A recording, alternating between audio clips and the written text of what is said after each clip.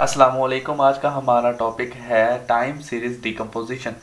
तो time series decomposition हमारे पास क्या होती है? Time series analysis is mainly concern with the decomposition of the observed series data into its component. अब ये इसने क्या कहा है, हमारे पास अगर हमारे पास एक ऑब्जर्व डाटा सेट पड़ा हो हमारे पास टाइम सीरीज का, तो आपको पता है हमारे पास अगर डाटा सेट है टाइम के लिहाज से हमें वैल्यूज दे दी गई हैं। हमने ये वैल्यू हमारा अगर ऐसे मेरे पास 2001 की वैल्यू, फिर 2002 की, 2003 की एक डाटा सेट मेरे पास पड़ा होता, तो वो जो मेरे पास वैल्यू है वो मेरे पास क्या है? वो मेरा है ऑब्जर्व डाटा। ठीक है, यानी कि ऑब्जर्व सीरीज मेरे पास डाटा है।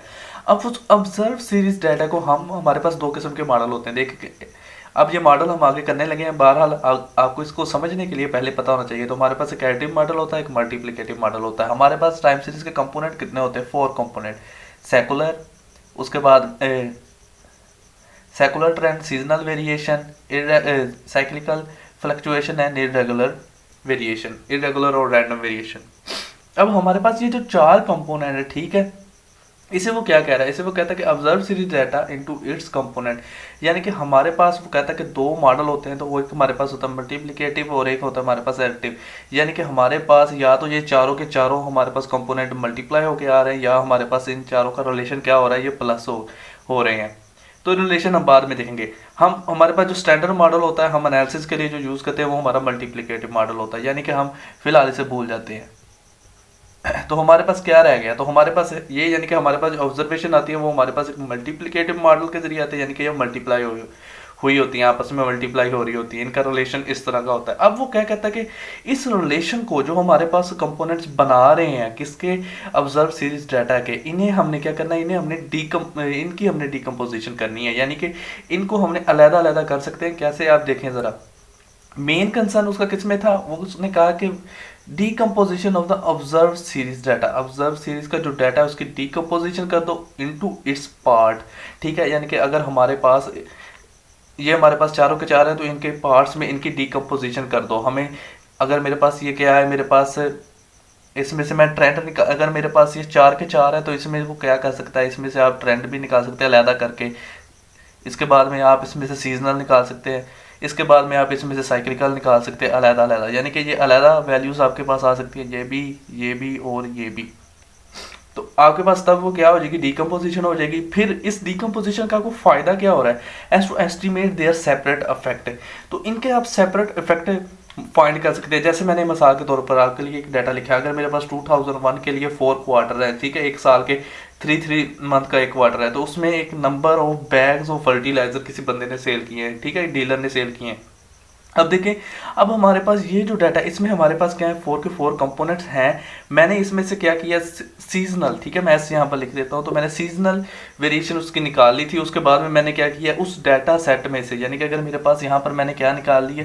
सीजनल वेरिएशन मैंने निकाल लिया। तो अब मैं क्या कर रहा हूँ? इसी डाटा सेट में से मैं क्या कर रहा हूँ? इस वाले को मैं निकाल रहा हूँ। ठीक है, अब इसको जब मैं निकाल रहा हूँ तो मेरे पास पीछे क्या रह गया? अब आपको पता है कि टी, सी एंड आई रह गए। तो उसकी बेस पर अब मैं क्या बता रहा हूँ? अगर मैं ये बता रहा हूँ कि मेरे डाटा सेट में अगर मेरे पास सीजनल वेरिएशन ना होती, ठीक है, तो मैंने जहाँ पर मैं 79 बैग सेल कर रहा हूँ ना, वहाँ पर मैंने 101 बैग सेल करने थे। जहाँ पर मैं 112 कर रहा हूँ वहाँ पर मैं 108 करता, जहाँ पर 101 वहाँ पर 111 एंड 143 वहाँ पर 122। तो इस तरह आप इनके सेपरेट इफेक्ट भी निकाल सकते हैं। अब आपको क्लियरली समझ आ रही होगी कि हमने टाइम सीरीज डिकम्पोजिशन कर क्यों रहे हैं हमारे पास। ठीक है, अब पहले तो मैंने आपको एग्जांपल के जरिए पहले ही बता दिया था। हमने स्टैंडर्ड, हम मल्टीप्लिकेटिव मॉडल करते हैं, फिर हमारे पास दो किस्म के मॉडल होते हैं। लेकिन अब अगर हमें ना पता होता, यानी कि पहले तो मैंने आपको ये वैसे ही बता दिया, अगर हमें ना पता होता हमने क्या करना था? हमने इनके दरमियान कोई रिलेशनशिप हमें पता होता, कोई चीज़ हम अज्यूम कर रहे होते कि हमारे पास जो ये वेरियस कंपोनेंट आ रहे हैं इनके दरमियान किस किस्म का रिलेशनशिप एग्जिस्ट कर रहा है, फिर उसके मुताबिक हम अजम्पशन बनाते। तो तब हम क्या कर सकते थे? डीकम्पोजिशन तब हम कर सकते थे। तो वो हमारे पास क्या होता है? वो हम क्या कहते हैं? तो हम अज्यूम कर लेते हैं कि या तो हमने यहाँ पर अज्यूम करना है, या तो क्या वो कह रहा है कि यार ये 4 जो कंपोनेंट है इनके दरमियान क्या एक मल्टीपल रिलेशन होता है, या जो ये 4 कंपोनेंट है इनके दरमियान क्या होता है? एडिटिव रिलेशन होता है। तो मल्टीप्लिकेटिव मॉडल भी आप इसे कह सकते हैं, या मल्टीप्लिकेटिव रिलेशनशिप भी कह सकते हैं। उसके अलावा आप इसे एडिटिव मॉडल भी कह सकते हैं, या एडिटिव रिलेशनशिप भी कह सकते हैं। तो जैसे कि आप देख रहे हैं, अगर मिसाल के तौर पर मल्टीप्लिकेटिव है तो इसका मतलब क्या है कि 4 के 4 कंपोनेंट्स हमारे पास क्या हो रहे हैं, मल्टीप्लाई हो रहे हैं। अगर हमारे पास एडिटिव है तो इसका मतलब क्या है, 4 के 4 कंपोनेंट्स हमारे पास क्या हो रहे हैं, ऐड हो रहे हैं।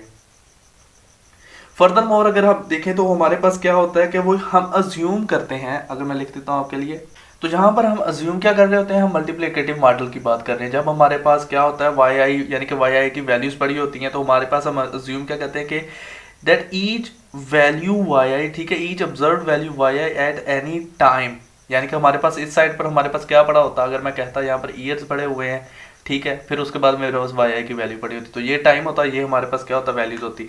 तो यहाँ पर हम अज्यूम करते हैं कि each observed value Y I at any time point, इसकी कोई भी वैल्यू इसके किसी भी टाइम पॉइंट पर हम क्या कर सकते हैं, डिटरमाइन कर सकते हैं, उसे हम क्या कर सकते, फाइंड कर सकते, डिटरमाइन कर सकते हैं बाय द प्रोडक्ट, किस चीज का product, of all the major of the 4 components, इन 4 के हमारे पास प्रोडक्ट के जरिए हम इस हमारे पास डाटा सेट में कोई भी वैल्यू हो टाइम के किसी भी टाइम पर वो पड़ी हो तो हम उसे क्या कर सकते हैं, डिटरमाइन कर सकते हैं। इसके अलावा हमारे पास क्या है, इसके अलावा हमारे पास जो ये पड़ा हुआ है वाई आई एन, जो हमारे पास कंपोनेंट टी होता है, ये हमारे पास ओरिजिनल यूनिट के अंदर होता है, जबकि हमारे पास अगर ये दूसरे 3 कंपोनेंट्स हैं, जैसे हमारे पास सीजनल है, साइक्लिकल है, इर्रेगुलर है, ये हमारे पास किसमें हम इसे एक्सप्रेस करते हैं, हम इन्हें परसेंटेज के अंदर एक्सप्रेस कर रहे होते हैं।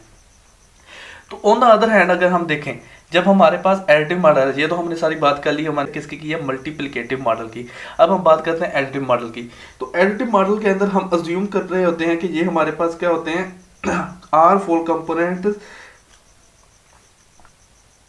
तो एडिटिव मॉडल में हम क्या ऑब्जर्व कर रहे होते हैं, एडिटिव मॉडल में हम ये ऑब्जर्व करते हैं, अगर हमारे पास यहाँ पर देखें, अगर कोई वैल्यूज पड़ी होती है 200, 150, 180, यानी कि किसी किस्म की कोई वैल्यू है, वो हम ऑब्जर्व, हम क्या उसे कहते हैं, हम अज्यूम करते हैं कि वो हमारी जो ऑब्जर्व्ड वैल्यू है is through of as being of sum of all 4 components. इसका मतलब क्या है कि हमारे पास ये जो 4 कंपोनेंट्स हैं, हम जो इनमें से कोई भी वैल्यू हमारे पास ऑब्जर्व वैल्यू से हम अज्यूम कर रहे होते हैं कि इन 4 को हमारे पास सम करने से वो आई है।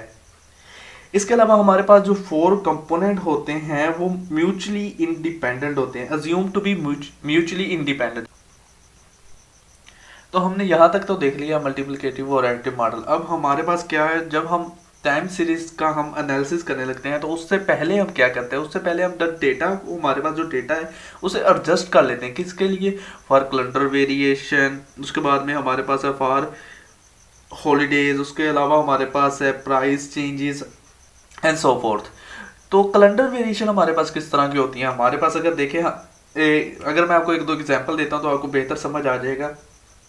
जैसे एक कंपनी है, उसके अंदर प्रोडक्शन बन रही है, तो वो क्या हो रहा है, वो 30 डे का एक महीना है, ठीक है, 1 month is equal to 30 day. इस तरह वो अगर प्रोडक्शन लेगा तो आपके पास 1 मंथ की, फिर 2 मंथ की, फिर 3 मंथ की, इस तरह आप ले सकते हैं। क्योंकि आप देखें कि हर मंथ के डे इक्वल नहीं होते। अब जब जनवरी है तो उसमें क्या है 31 डेज है, उसके बाद में हमारे पास फरवरी है तो उसमें क्या है 28 डेज हैं, ठीक है।